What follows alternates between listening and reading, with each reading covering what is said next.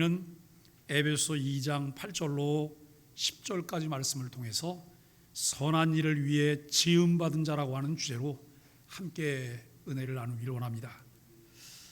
죄와 허물로 영원히 죽었던 자, 본질상 진노의 자녀였던 우리를 위해 하나님께서 놀라운 일을 행하셨습니다. 아들 예수 그리스도께서 모든 죄의 책임을 짊어지시고 십자가에서 대속물이 되셨습니다. 예수님께서 우리를 위해서 행하신 그 일을 믿음으로 받아들일 수 있도록 은혜를 주셨고 우리에게 새 생명을 주셨습니다. 걸어다니는 송장이기 때문에 자력으로 무엇을 할 수 있는 것이 없었습니다. 그런 우리들에게 구원은 하나님의 선물입니다. 우리의 구원받은 사람이 되는 일에는 우리 자신의 행위나 어떤 노력도 요구되지 않습니다. 그 이유는 이미 말씀드린 대로 우린 죽은 자들이기 때문에 할 수 있는 것이 아무것도 없다는 것이죠. 그런데 하나님께서 우리에게 구원을 선물로 주시기 위해 하나님께서 취하셨던 행위가 있음을 잊지 말아야 돼요. 구원받기 위해서 우리는 행위가 필요하지 않아요. 내가 할 수 있는 게 없어요. 그런데 하나님께서 우리에게 구원을 주시기 위해서 하나님에게는 행위가 필요했다라고 하는 것을 생각해요. 우리는 아무것도 할 수 없지만 우리를 구원하시기 위해서 예수 그리스도께서 필요한 것을 다 행하심으로써 구원의 길을 열어주셨습니다. 그리스도의 행위로 그 구원이 완성되었습니다. 하나님은 왜 우리를 구원하셨을까요? 오늘 본문 10절에 우리는 그가 만드신 바라 그리스도 예수 안에서 선한 일을 위하여 지으심을 받은 자니 이 일은 하나님이 전에 예비하사 우리로 그 가운데서 행하게 하려 하심이라 라고 말씀합니다. 이 말씀을 자세히 읽으시면 우리를 구원하신 이유와 목적이 분명히 보여요. 지난주에 말씀을 나눌 때 구원의 동기가 무엇이냐 그리고 구원의 목적이 무엇이냐를 말씀을 드렸어요. 구원의 동기는 하나님의 긍휼하심이에요. 하나님의 사랑이며 하나님의 은혜예요. 구원의 목적은 무엇일까요? 선한 일을 하는 것입니다. 선한 그리스도인으로 선한 일을 하는 이 일이 구원의 목적이라고 하는 것을 우리는 생각할 수 있습니다. 그 어떤 선한 행위로도 구원을 낳지는 못해요. 왜냐하면 우리가 선을 행할 능력이 없기 때문에요. 그러나 구원은 선한 일을 많이 낳게 된다는 거예요. 예수님은 요한복음 15장 8절에서 너희가 열매를 많이 맺으면 내 아버지께서 영광을 받으실 것이요 너희는 내 제자가 되리라 라고 하는 거예요. 우리가 열매를 맺으면 그리스도인 되는 거죠. 열매를 맺으면 그리스도인이 되는 건가요? 늘 이 착각 속에 있는 거예요. 내가 애쓰고 수고하고 열심히 예배하고 내가 뭔가를 하면, 그래서 여러분 핏대를 내면서 그걸 하는데 소용없는 일이에요. 예수 그리스도를 믿고 새 생명을 얻고 난 후에 우리가 자라가면서 우리를 통해 선한 열매들이 맺혀질 때 하나님께 영광이 되고 우리가 제자인 것을 확증할 수 있는 증거라고 하는 것을 생각하게 됩니다. 선한 일을 할 때 하나님의 백성은 하나님의 나라를 위해서 열매를 맺으며 하나님의 이름을 영화롭게 해요. 여러분, 이런 정도의 말씀을 드리면 오늘 본문 10절이 말하려고 하는 구원의 목적이 무엇인지를 우리가 정확하게 알 수 있을 거예요. 우리는 그가 만드신 바라 그리스도 예수 안에서 선한 일을 위하여 지으심을 받은 자니 이 일은 하나님이 전에 예비하사 우리로 그 가운데서 행하게 하려 하심이라 라고 말씀을 합니다. 죄와 허물로 죽었던 우리를 하나님의 전적인 은혜로 살리셨는데 바울은 우리는 그가 만드신 자가 되었다라고 말을 해요. 그가 만드신 자가 되었다. 하나님이 만드신 걸작품들이라고 하는 이야기예요. 그리스도 예수 안에서 선한 일을 위하여 지으심을 받은 자라고 말씀합니다. 여기서 말씀하시는 만드셨다, 지으셨다를 말하는 헬라어 단어는 모두 창조에 대해서 말하고 있어요.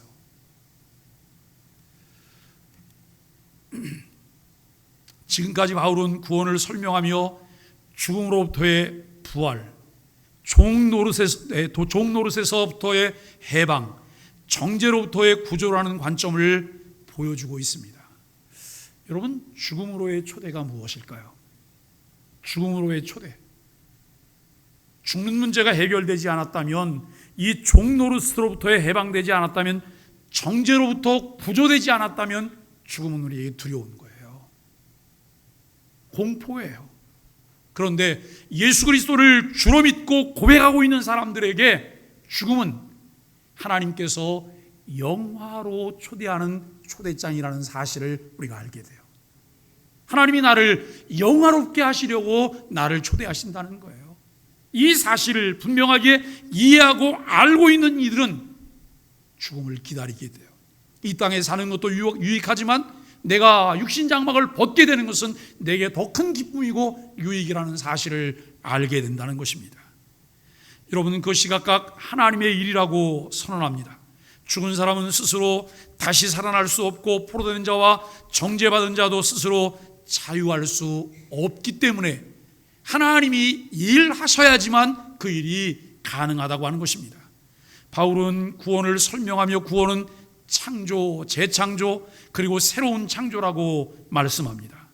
여러분, 창조라고 하는 말을 할 때 창조주가 없다면 무의미한 것이죠. 창조라고 말할 때 무에서 유를 창조하시고 창조의 절정으로 하나님의 형상인 성품을 닮은 아담을 창조하시고 그에게 선한 일을 하게 하셨다고 하는 것을 기억해야 합니다. 시계를 만드는 이가 시계를 만들 때 시계의 목적이 뭘까요? 시간을 알리는 거예요. 그런데 시계가 아주 정확하게 하루 2번 시간을 맞춘다고 하면 그 시계는 무슨 시계예요? 고장난 시계, 죽은 시계예요. 하나님이 아담을 만드실 때 아담에게 하나님의 형상을 주셨어요. 하나님의 성품을 갖게 하셨어요. 무엇을 위해서요? 선한 일을 하게 하기 위해서. 아담 이후에 모든 사람들이 다 그의 마음 가운데 선한 일을 하도록 지음받았다는 거예요. 여러분, 사람에게 2가지를 우리가 보게 돼요.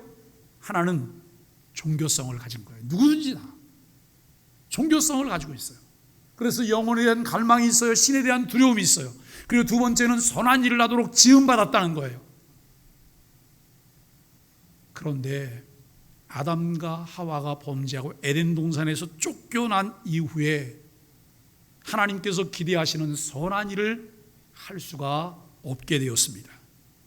하나님의 말씀에 불순종한 아담은 하나님의 뜻에 따라 선한 일을 하며 하나님을 기쁘시게 할 수가 없게 되었는데, 재창조를 말할 때 허물과 죄로 영원히 죽었고 선을 행할 능력이 하나도 없는 이들을 아들 예수 그리스도의 십자가 대속의 죽음으로 다시 살리신 것을 말씀해요.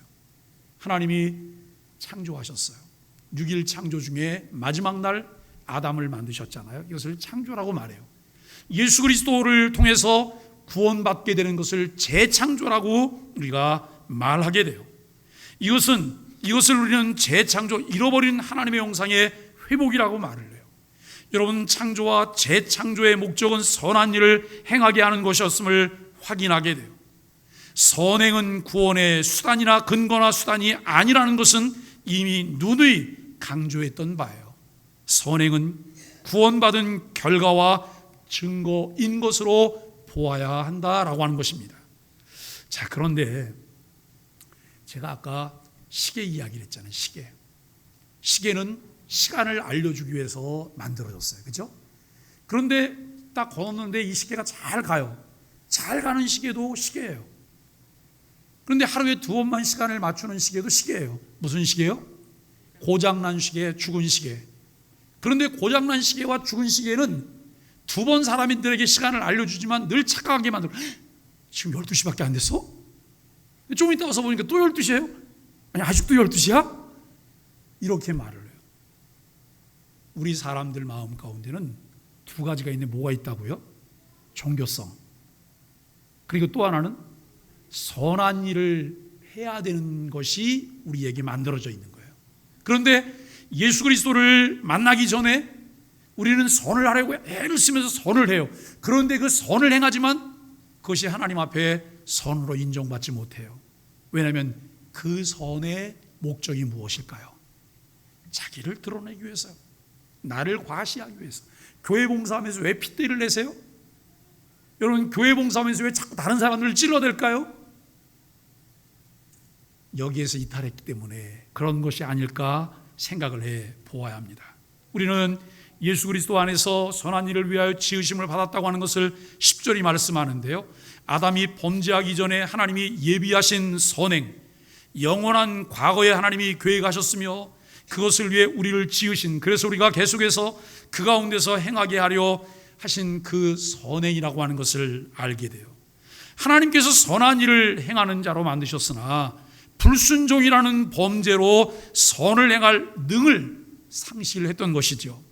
하나님께서 예수 그리스도 안에서 우리를 구원하신 목적은 잃어버린 하나님의 형상, 하나님의 성품을 회복하여 선한 일을 행하도록 만드신 그 목적대로 살도록 하셨습니다. 선한 일은 참 구원을 증명하는 거예요. 선한 일은 참 구원을 증명하는 것입니다. 여러분, 시계가 살아있으면 시계는 항상 무엇을 가리켜요? 정확한 시간을 가리키면서 가는 거예요. 우리가 구원받은 자가 되었다면 나를 통해 자연 발생적으로 일어나는 것이 선한 일에 대한 것이에요. 그리고 조금 더 우리가 그 일을 창의적으로 하려고 노력하게 된다라고 하는 것을 생각해요. 의로운 태도와 의로운 행위는 이제 하늘에 사는 변화된 삶에서 우리에게 나오게 되는 것입니다. 바울은 고린도 교회 교우들에게 하나님이 이들로 모든 착한 일을 넘치게 하려 하신다라고 말씀합니다. 믿음의 아들 디모데에게 바울은 신자들이 모든 선한 일을 행할 능력을 갖추게 하라고 말을 해요. 여러분, 이 말씀 전에 14절에서 3장 14절에서 뭐를 말하냐면 너는 배우고 확신한 일에 거하래요. 너는 어려서부터 성경을 알았는데 그 성경이 능히 너로 하여금 구원에 이르는 지혜가 있다고 하는 것을 알게 할 거예요. 그리고 그 말씀은 모든 선한 일을 행할 능력을 갖추게 할 것이라고 말씀해요. 왜 하나님의 말씀을 공부해야 될까요? 우리가 여러분 구원받은 자로서 왜 하나님의 말씀을 공부해야 될까요? 선을 행할 능력을 가진 자가 되기 위해서요. 왜요? 그것이 하나님의 영광을 반사해내는 거예요. 하나님의 영광을 드러내는 거예요. 교회가 세상을 향해서 할 수 있는 교회의 최고의 일들이 무엇일까요? 선한 일들이에요. 선한 일들을 통해서 하나님의 영광을 드러내는 것입니다. 디도서 2장 14절에서는 선한 일을 열심히 하는 자기 백성을 얻으시려고 십자가에 돌아가셨다라고 말을 해요. 선한 일을 열심히 하는 자기 백성을 얻으시려고 십자가에 돌아가셨다. 바울은 이것마저도 하나님의 일이라고 말씀합니다. 빌립보서 2장 12절과 13절을 통해서 너희 구원을 이루라. 너희 안에서 행하시는 이는 하나님이시니 자기의 기쁘신 뜻을 위하여 너희에게 소원을 두고 행하게 하시나니 라고 말씀하고 있습니다. 우리의 구원을 위해서 우리가 할 수 있었던 것은 아무것도 없었습니다. 그런데 우리를 구원하신 목적은 선한 일을 하도록 하였습니다. 아무것도 할 수 없었던 이가 이제는 주를 위해서 무엇인가 할 수 있는 이가 되게 했다는 것입니다. 마치 설계할 때 하나님의 기쁘신 뜻을 위하여 선한 일을 하도록 설계가 되어서 그가 무엇을 할 때는 선한 일을 하는 것은 당연한 것임을 말하고 있습니다. 여러분, 교회는 지역사회를 해서 무엇을 할 수 있을까요? 교회는 지역사회를 해서 어디까지 내어줄 수 있을까요? 교회는 지역사회와 함께 무엇을 해야 될까요? 정말 구원받은 교회 공동체라면 그 하나님의 구원을 바르게 이해한 교회 공동체로서 여러분 교회가 구성되었다고 한다면 교회는 모든 것을 다 내어주셔야 돼요. 우리가 여러분 마음 가운데 새겨야 될 것은 성육신이에요. 예수 그리스도가 하나님 나라 영광 보좌를 버리시고 이 땅에 사람으로 오셔서 자신의 모든 것을 내어주셨어요. 이것이 교회가 할 수 있는 일이에요. 여러분, 우리가 우리 자신을 내어주고 우리가 죽을 때 거기에서 나타나는 일이 어떤 일일까요? 한 알의 밀알이 땅에 떨어져 죽지 아니하면 한 알 그대로 살아있지만 죽으면 많은 열매를 맺게 된다는 거예요. 많은 사람들이 사람을 얻기를 원해요. 부흥을 위해 기도해요. 그러면서 자기가 죽지 않으려고 해요. 내가 죽지 않는데 거기에서 무슨 부흥이 일어날 수 있겠습니까? 성경은 우리에게 분명하게 말씀해요. 선한 일을 하도록 설계되었다고. 죽어있는 시계에 여러분 건전지를 갈아 꼈더니 드디어 시계가 시계로서의 기능하기 시작해요.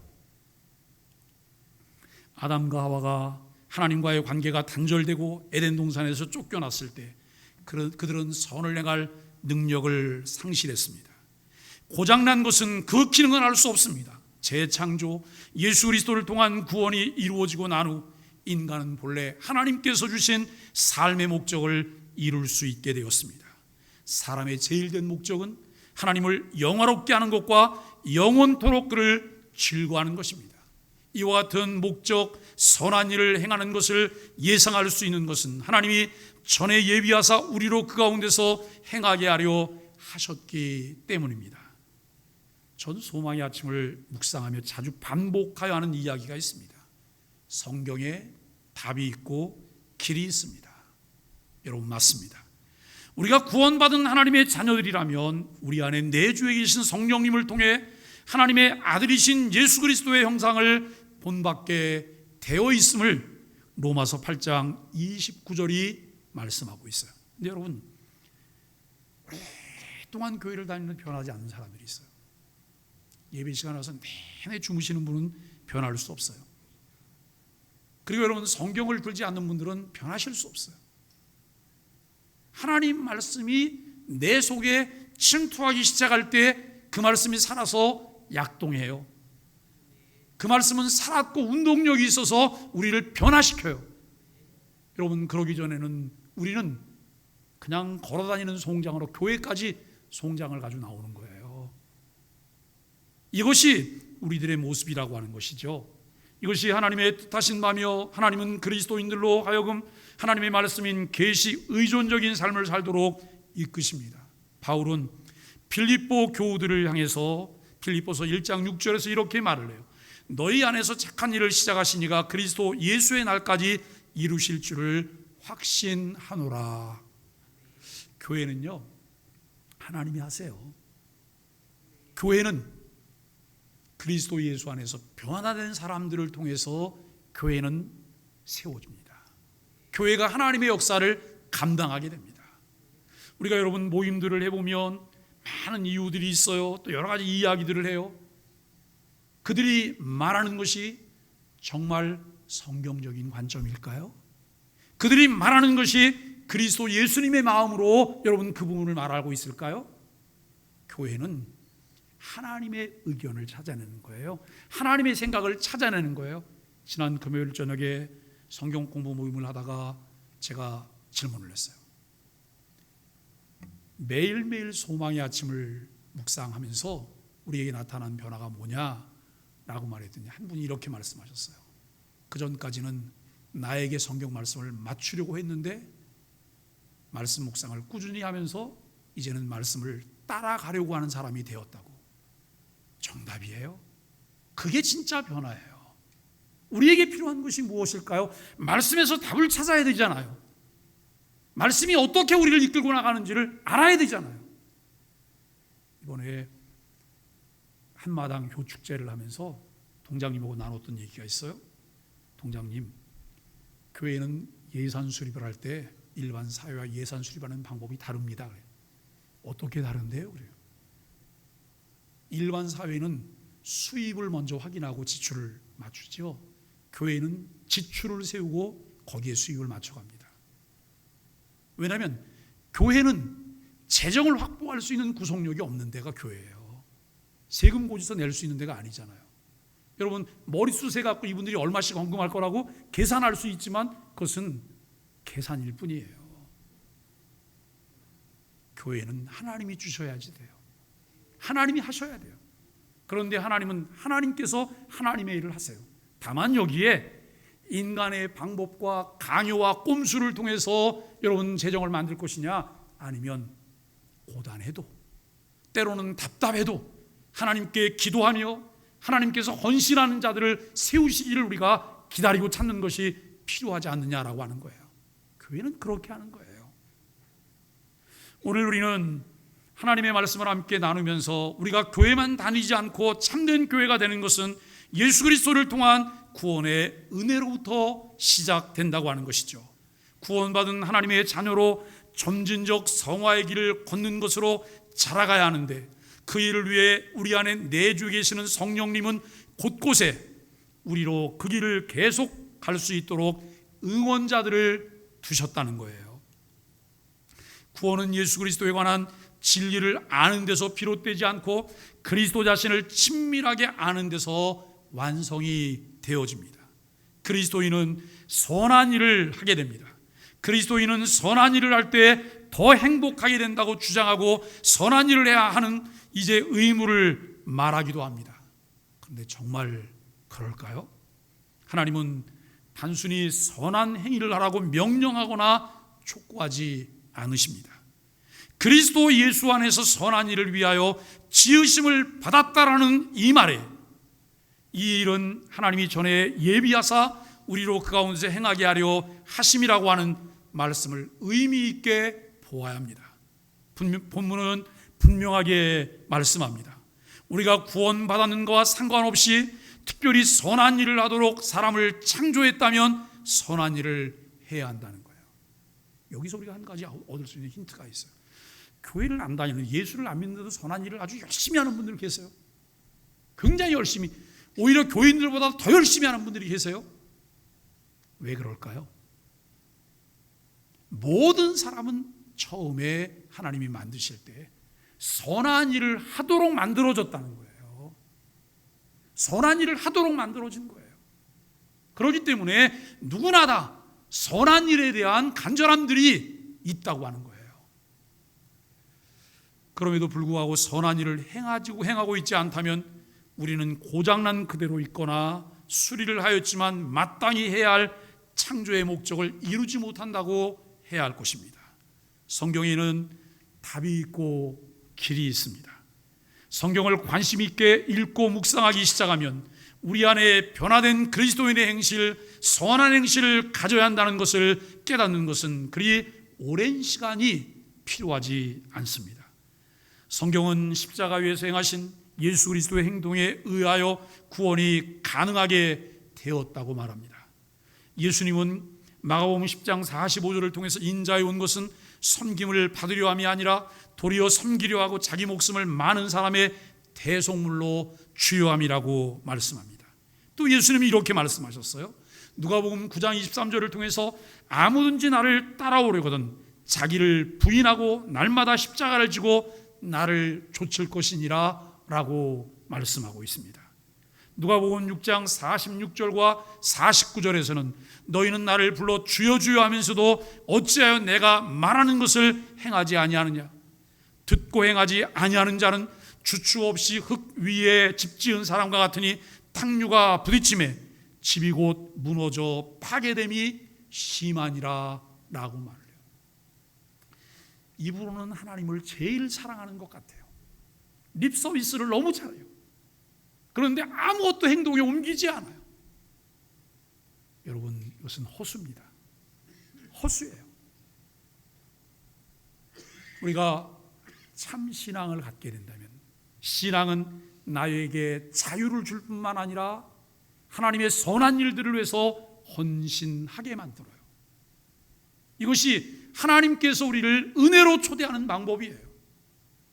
하나님은 오늘도 하나님의 일들을 하나님이 이루시는데 억지로 반강제적으로 협박해서 그 일을 이루시지 않으세요.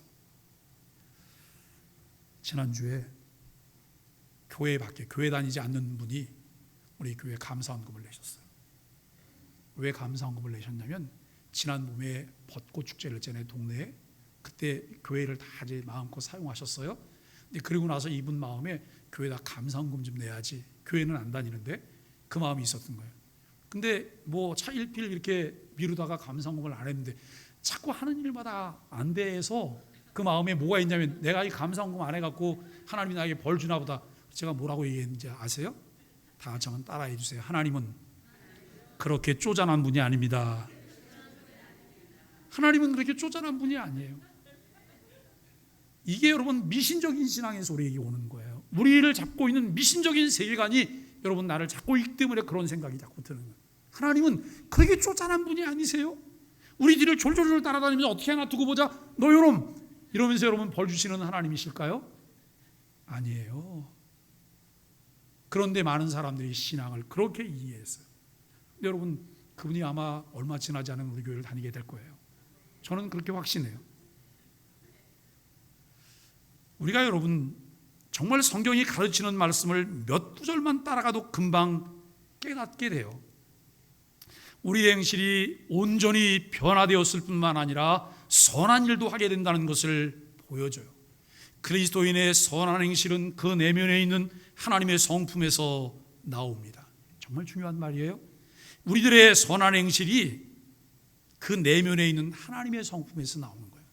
의협심, 나를 자랑하려고 드러내려고 이렇게 나오는 것이 아니라 내 안에 하나님의 성품이 새겨지기 시작하고 그 하나님의 성품이 차곡차곡 정리가 되면서 우리가 선한 일을 하게 된다는 거예요. 그렇기 때문에 선을 행하고 낙심하거나 심한 독설에 빠지지 말아야 돼요. 내 의도대로 안 되면 낙심하잖아요. 그리고 내 의도대로 안 되고 누군가 옆에서 틀고 있으면 그를 향해서 막 무엇인가를 퍼붓고 쏟아내기 시작해요. 왜 선한 일을 하다가 쓴뿌리를 마음에 두시려고 하십니까? 자유해지셔야 돼요. 기다리셔야 돼요. 그럴 수도 있겠거니 주님께서 만져주시겠거니 이렇게 생각하고 가셔야 돼요. 우리 기독교는 순수한 은혜, 즉 어떠한 행위도 우리의 구원에 기여할 수 없다는 순수한 은혜를 가르칩니다. 동시에 가장 고귀한 행위를 우리에게 요구합니다. 하나님의 은혜가 우리에게 밀려올 때 우리가 이 고백하잖아요. 빈손 들고 앞에 가 십자가를 붙드네. 정말 그럴까요? 우리에게 주시는 하나님의 은혜가 그런 거예요. 나는 아무것도 없지만 내가 할 수 있는 것은 아무것도 없지만 빈손 들고 주님 앞에 나가요. 주님의 십자가에 여러분 붙들리는 것 이 말 외에는 다른 고백을 할 수 없습니다. 우리는 믿음으로 의롭다함을 얻습니다. 이제 우리 안에 주께서 우리를 만드신 그 목적에 따라 순종하는 삶이 필요합니다. 야고보는 행함이 없는 믿음은 그 자체가 죽은 것이라고 말했습니다. 우리가 여러분 주일날 에베소서 이전에 야고보서 했잖아요. 야고보서 하면서 살아있는 믿음, 그 다음에 말의 중요성 이런 것들을 정말 오랜 시간 말씀을 나눴거든요. 그런데 징하게 안 바뀌는 게 말에 관한 거예요. 왜 자꾸 뒤에서 부정적인 말들을 하고 다니세요? 여러분 그 부정적인 말은 내 말도 아니에요. 주님의 말도 아니에요. 내 안에 자리 잡기를 원하는 사단의 말이에요. 사단의 말이에요. 그래서 여러분 교회 안에서도 자꾸 과거 이야기라고 없는 이야기 만들고 말을 퍼뜨리는 사람이 계시면 그분하고 가까이 하지 마세요. 미래를 이야기할 줄 아는 사람, 미래를 얘기할 줄 아는 사람, 그리고 여러분 하나님이 주신 비전들을 함께 나누려고 하는 사람들과 가까이 하셔야지만 내 믿음이 건전하게 성장해 갈 수 있어요. 여러분 중요한 것은 이거예요. 한 주간 내내 아침 묵상을 통해서 말씀이 내게 찾아오고 나를 만나주시는 그 은혜를 내가 경험하고 나면 그 이야기 하고 싶은 거예요. 그런데 일주일 내내 몸이 건조했어요. 주일날 교회 왔다가 돌아가서는 일주일 내내 주님 말씀은 온데간데 없어요. 그리고 소문만 풍성하게 내 마음에 자리 잡고 있어요. 사람 만나면 그 얘기하는 거예요. 이게 사람을 살리는 이야기입니까? 죽이는 이야기입니까? 사람을 죽이는 이야기예요. 은혜 받은 이야기를 하셔야 돼요. 말씀에 관계된 이야기들을 나누셔야 돼요. 그 은혜 속에 우리가 사는 것이 필요해요. 야고보는 행함이 없는 믿음은 그 자체가 죽은 것이라 그래요. 죽었기 때문에 행하지 않는 거예요. 시계가 가지 않는 이유는 죽었기 때문에 가지 않는 거예요. 그렇습니다. 여러분 죽은 그 자체, 고장난 그 자체로 수리하지 않은 상태로 있기 때문에 행함이 없다고 하는 것을 알게 돼요. 우리가 오늘도 성경에서 답을 찾고 길을 찾는 그리스도인들이라면 선한 일을 행하는 모범적인 그리스도인으로 행동에 옮기는 삶을 살게 됩니다. 그리스도인은 선한 일을 행동에 옮기라고 부름받았고, 선한 일이란 하나님께서 이전에 그들 안에서 일하셨던 결과로 구원을 얻게 되었습니다. 우리가 오늘도 성경에서 답을 찾고 길을 찾는 그리스도인들이라면 선한 일을 행하는 모범적인 그리스도인으로 행동에 옮기는 삶을 살게 됩니다. 그리스도인은 선한 일을 행동에 옮기라고 부름받았고, 선한 일이란 하나님께서 그 이전에 그들 안에서 일하셨던 결과로 구원을 얻게 되었습니다. 바울이 오늘 본문에서 우리는 그가 만드신 바라는 이 말씀을 선한 일을 하라고 요구하는 문장 앞에 배치한 이유가 무엇일까요? 우리는 그가 만드신 바라, 이 말씀을 선한 일을 하라고 하는 이 말 앞에 배치를 했어요. 바울은 에베소서 다음 책인 빌립보서에서 그러므로 나의 사랑하는 자들아 항상 복종하여 두렵고 떨림으로 너희 구원을 이루라. 너희 안에서 행하시는 이는 하나님이시니 자기의 기쁘신 뜻을 위하여 너희에게 소원을 두고 행하게 하시니라고 말씀한 이유이기도 하다라고 하는 것입니다. 어거스틴은 예수 그리스도가 없는 자들에 대해서 말을 해요. 전에는 논 포세 논 페카라라고 말을 해요. 이 말은 범죄하지 않을 수 없음이었으나 지금은 논 포세 논 페카라라고 이제 말을 해요. 이 말은 범죄하지 않을 수 있음이라고 말을 해요. 범죄하지 않을 수 없었는데 지금은 범죄하지 않을 수 있다고 하는 거예요. 한 걸음 더 나아가서 선한 일을 할 수 있다는 거예요. 우리가 여러분 아이들을 키우다 보면 아이들이 성장하는 과정에서 요즘은 좀 빨라서 조숙한 아이들은 4살이면 미운 오리 새끼가 되는 거예요. 여러분 그전에는 6살, 7살이면 미운 오리 새끼였죠? 하고 다니는 게 모두 사고만 치고 돌아다녀요. 사고만. 자연스럽게 자기 일인 것처럼 사고만 치고 다녀요. 그런데 여러분 아이가 조금 성장하더니 사고를 치는 게 아니고 이제는 유용한 일을 해요. 그러니까 전에는 그랬는데 이제는 유용한 일을 하게 되는 거예요. 우리가 전에는 예수 그리스도를 알기 전에 여러분 범죄하지 않을 수 없었어요. 선한 일도 하지 않았어요. 그런데 예수 그리스도를 주로 믿고 난 지금은 내가 범죄하지 않을 수 있게 되고 선한 일을 할 수 있게 되었다는 말씀입니다. 이 영적 재창조에서 하나님께서는 우리에게 새로운 감지장치를 주셨는데 이것을 함께 확인해 보셔야 돼요. 전에는 우리가 눈을 통하여 육체를 보았고 영적으로는 소경이었어요. 지금은 우리가 영적인 눈으로 볼 수 있고 모든 것이 새롭게 보입니다. 전에는 우리가 영적으로 기머거리였습니다. 하나님의 말씀을 선포해도 감지할 수 없었고 그랬기 때문에 우리는 그 말씀을 불쾌하게 생각했고 거역했습니다. 지금은 들을 수 있는 귀를 소유하게 되었고 예수님의 가르침을 듣고 아멘하며 응답하고 실천할 수 있게 되었다는 것입니다. 전에는 우리의 생각이 어둠 속에 있었습니다. 좋다고 생각하는 것은 실상 나쁜 것이었고 우리가 나쁘다고 말하던 것이 실상 좋은 것이었습니다. 정말 우리는 나쁜 것을 좋아했습니다. 좋은 시간이라고 생각했던 것이 나쁜 시간으로 변하고 비참한 상태에서 버려졌다고 생각하면서 잘못된 것을 깨닫지 못했습니다. 고린도전서 2장 14절에서 하나님의 영이 하시는 일은 우리에게 어리석은 것이었습니다. 지금 우리의 생각은 완전히 변했고 우리는 사물을 달리 평가할 수 있게 되었고 우리의 생각은 나날이 새로워지고 있다고 하는 것을 로마서 12장 1절과 2절이 우리에게 말을 해요. 이 로마서 12장 1절과 2절 우리가 마음에 새겨볼 필요가 있어요. 그리스도 안에서 변화를 받은 자이기 때문에 우리가 여러분 그렇게 살아야 된다는 것입니다.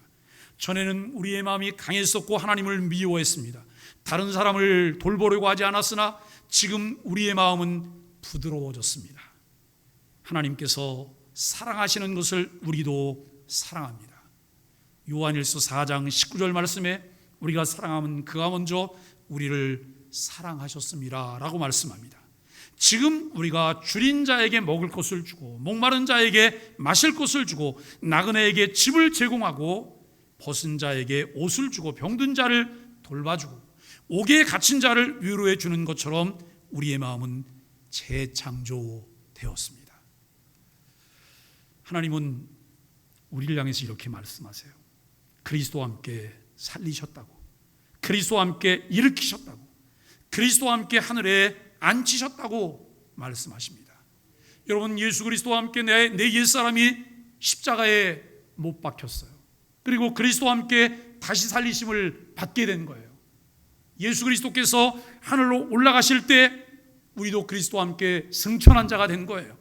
그리고 그 예수님께서 모든 임무를 완수하시고 하나님 보좌 우편에 앉으실 때 그리스도와 함께 우리도 하나님 우편에 앉은 자가 되었다고 하는 분명한 성경의 약속들을 내가 믿게 될 때 내 삶 가운데서 여러분 일어나는 일들이 어떤 일일까요?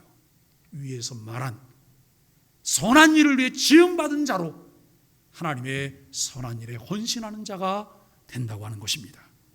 누가복음 10장에 선한 사마리아인 이야기가 나옵니다.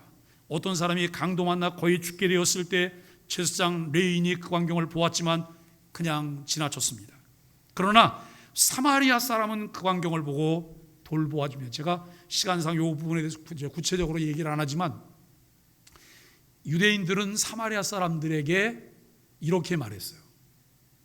죄송해요, 개새끼들이라고. 개새끼들이라고 그랬어요. 왜요? 잡종이라고. 여러분, 이스라엘 사람, 유대인들은 다니엘 민족을 유지하던 사람들이에요. 그런데 이 사마리아 사람들이 이제 나라를 빼앗기고 포로가 되면서 이들에게 혼혈이 시작된 거예요. 이것을 보면서 사마리아인들을 개새끼라고 말했어요. 근데 여러분, 여기 사람 새끼인 제사장과 레위는 그 광경을 보고 그냥 지나가는데요, 개새끼인 사마리아 사람은 그냥 지나치지 않는 거예요. 무서우세요? 이게 여러분, 우리가 한번 잘 생각해 보세요. 그러면 누가 개새끼인 거예요? 여러분, 이 사마리아 사람들이 개새끼면 레인과 제사장은 개만도 못한 새끼들인 거예요. 그게 맞잖아요. 예수님은 이 비유를 통해서 하나님을 믿는 삶을 하나님 사랑, 이웃 사랑으로 요약하고 계세요. 마태복음 22장 37절로 40절을 보면 예수께서 이르시되 내 마음을 다하고 목숨을 다하고 뜻을 다하여 주 너의 하나님을 사랑하라 하셨으니 이것이 크고 첫째 되는 계명이요 둘째도 그와 같으니 내 이웃을 내 자신같이 사랑하라 하셨으니 이 두 계명이 온 율법과 선지자의 강령이니라 라고 말씀하고 있어요. 많은 신실한 그리스도인들이 하나님도 사랑하고 이웃도 사랑하고 싶은데 그 둘이 서로 충돌한다고 생각해요. 직장일과 가정일의 균형을 어떻게 맞춰야 하는가 하는 질문처럼 하나님 사랑 몇 퍼센트, 이웃 사랑 몇 퍼센트와 같은 식으로 이해해요. 여러분, 정말 그럴까요? 정말 그럴까요?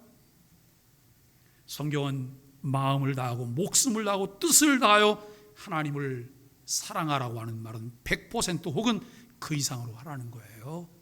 전인격적으로 하나님을 사랑하라고 하는 거예요.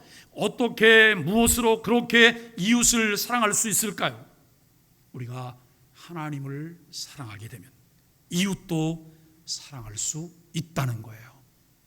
여러분, 의미심장한 말씀인데요, 선한 일을 위하여 만드신 하나님께서 우리에게 그 일을 할 수 있도록 에너지를 충전할 수 있는 방법을 우리에게 알려주셨습니다.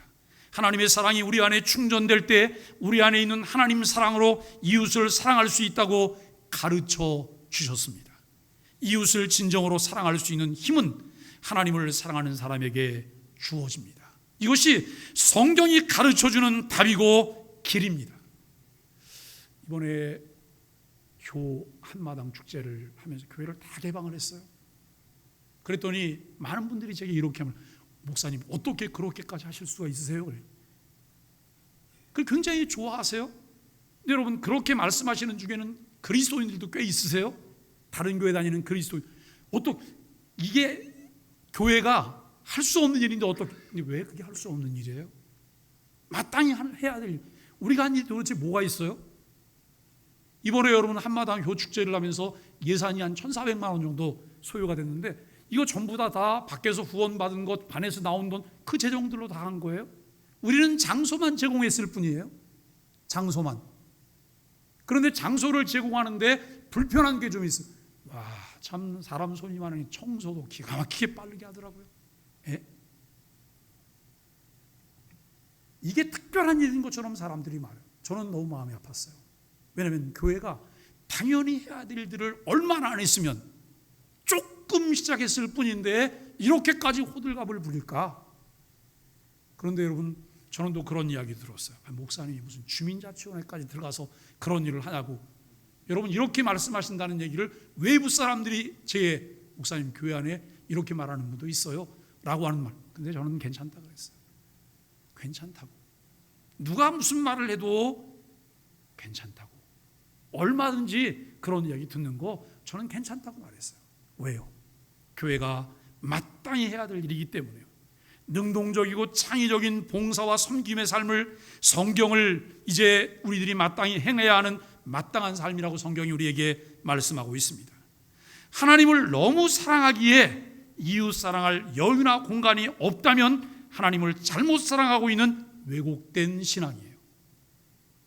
여러분, 교회 안에 너무 많이 머물러 있느라고 내 자녀들을 돌보지 못한다면 이것은 균형을 잃은 신앙이에요. 균형을 잃은 신앙이에요.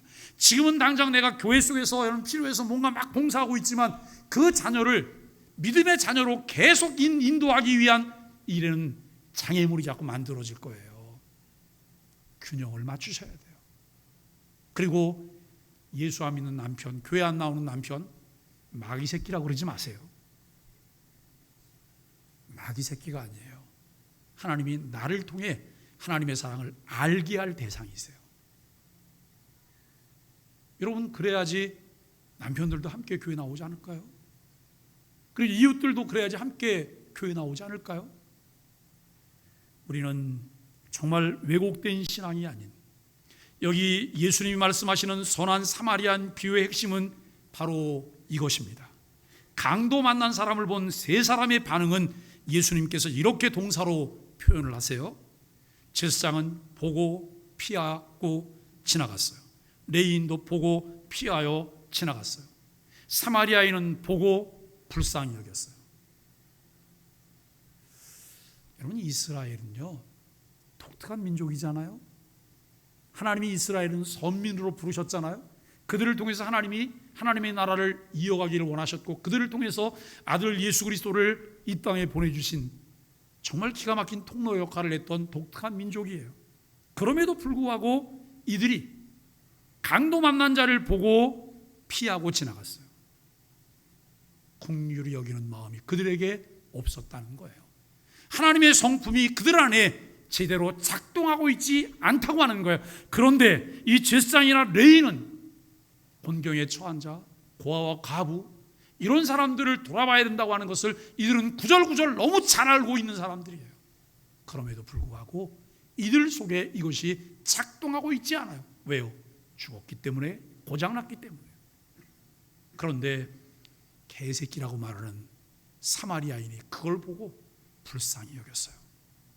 그리고 그 사람을 주막집으로 옮겨서 밤새껏 그가 잘 돌봅니다. 아침에 길을 떠나면서 주막 주인에게 부비를 주면서 비용이 이 정도쯤 들 것 같은데 혹시라도 돈이 더 들면 돌아오는 길에 제가 더 지불하겠습니다.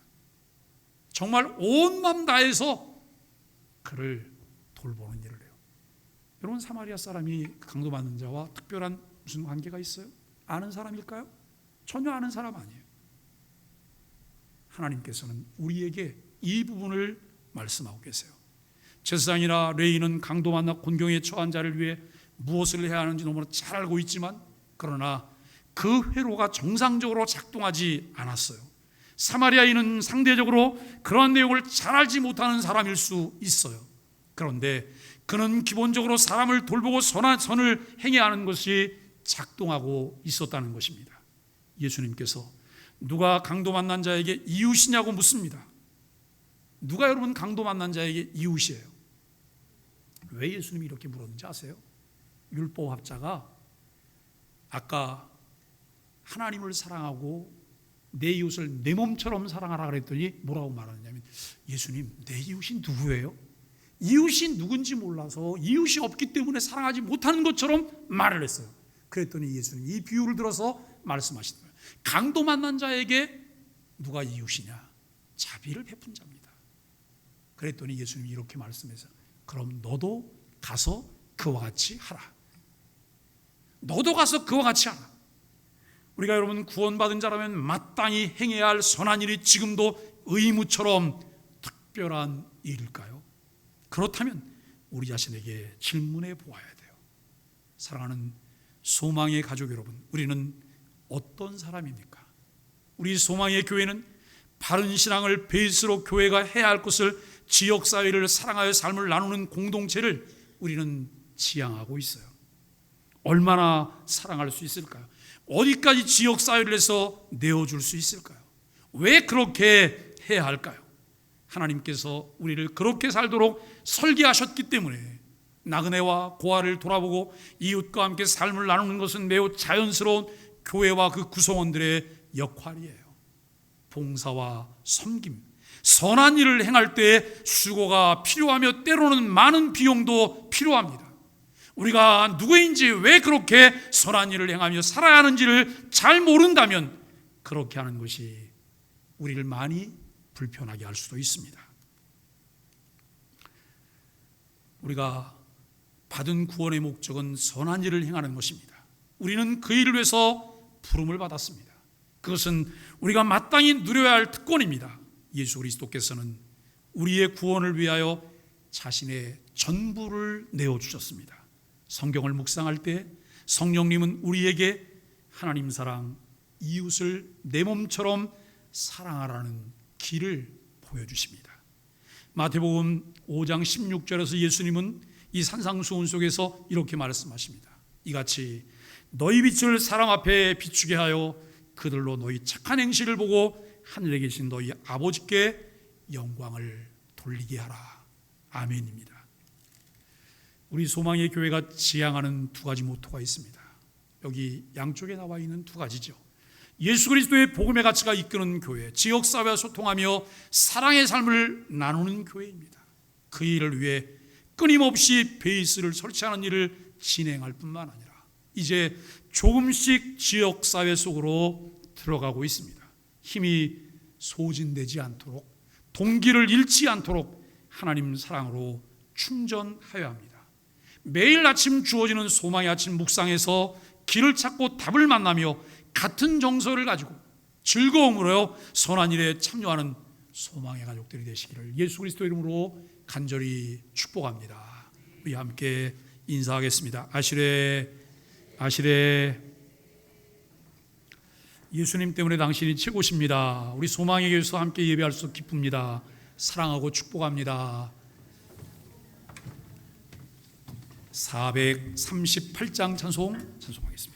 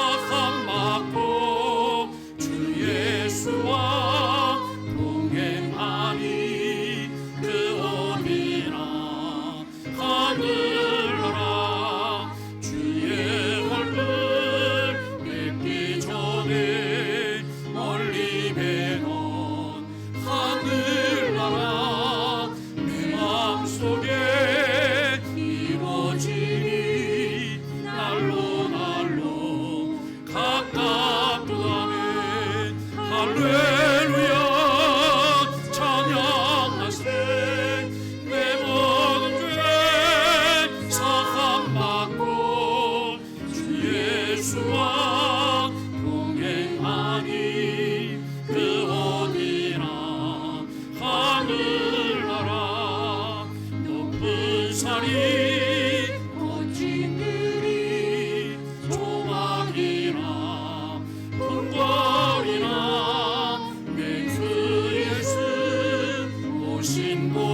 그 어디나 하늘나라 할렐루야 찬양하세 내 모든 죄 사함받고 주 예수와 동행하니 그